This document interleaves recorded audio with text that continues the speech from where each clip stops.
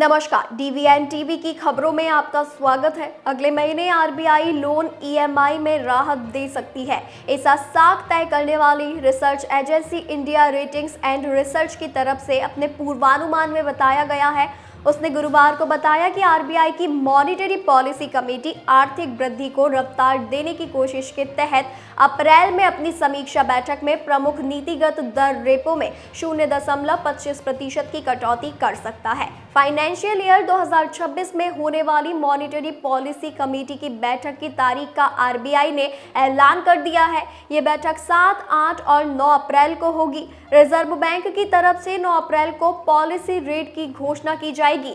India ratings के मुख्य अर्थशास्त्री और सार्वजनिक वित्त प्रमुख देवेंद्र कुमार पंत ने कहा कि हमें उम्मीद है कि वर्ष 2024-25 में सकल यानी हेडलाइन मुद्रास्फीति घटकर 4.7% रहेगी। वित्त वर्ष 2025-26 में मौद्रिक नीति में कुल मिलाकर 0.75% तक की कटौती हो सकती है। उन्होंने कहा कि हालांकि अगर अमेरिका के जवाबी शुल्क का प्रभाव अपेक्षा से अधिक हुआ तो ऐसे में आरबीआई मौद्रिक नीति के मोर्चे पर अधिक ढील दे सकती है। आरबीआई ने ऊंची महंगाई दर के कारण लंबे समय तक प्रमुख नीतिगत दर रेपो में कोई बदलाव नहीं किया था।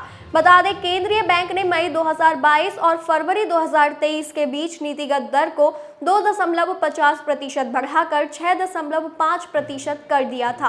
फरवरी 2025 में रेपो दर में 0.25% की कटौती कर इसे 6.25% किया गया। इंडिया रेटिंग्स को उम्मीद है कि वित्त वर्ष 2024-25 की मार्च तिमाही में खुदरा मुद्रास्फीति 21 तिमाहियों के अंतराल के बाद 4% से नीचे आ जाएगी। उसे उम्मीद है कि आरबीआई वित्त वर्ष 2025-26 में 3 बार नीतिगत दर में कुल मिलाकर 0.75% की कटौती कर सकता है।